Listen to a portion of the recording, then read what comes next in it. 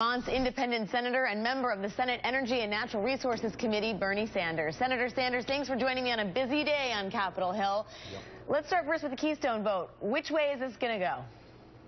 Well, let me break the suspense for you, Alex. I certainly am not going to be voting for this disastrous project. Look, the scientific community is virtually unanimous in telling us that climate change is real. It is already causing devastating problems. And if we don't transform our energy system away from fossil fuel to energy efficiency and sustainable energy, the planet that we leave our children and our grandchildren is going to be a lot less habitable than the one that we have enjoyed. This really is a no-brainer. To go forward and accelerate the drilling of some of the dirtiest oil in the world to make the climate change situation even worse is completely unimaginable. Well, are you disappointed at the way one of your Democratic colleagues, Senator Mary Landrieu, has gone after this with a guns-blazing approach? Look, Mary Landrieu is a very effective representative of the state of Louisiana. And for the people in Louisiana, they think this is a good idea.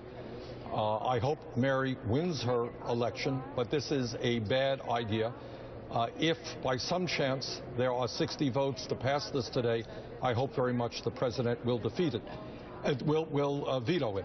And the other point I would make, Alex, there's a lot of discussion about this being a quote-unquote jobs program. We desperately need a federal jobs program. This ain't it.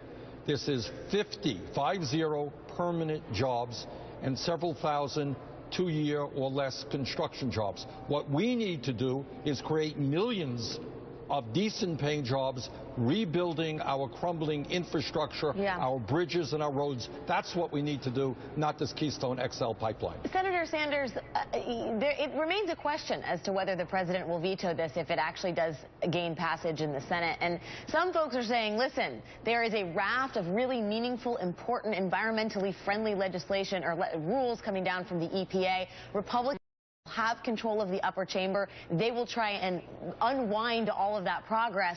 Shouldn't the president use leverage with the Keystone to ensure that Republicans stand down on the EPA regulations? Wouldn't that be in great service to the environment a better move for him? Alex, I think people who think that way are pretty naive. As I hope you know and the viewers know, the Republicans have cast hundreds and hundreds of filibusters in the last 6 years against all kinds of legislation that will protect working people and the environment.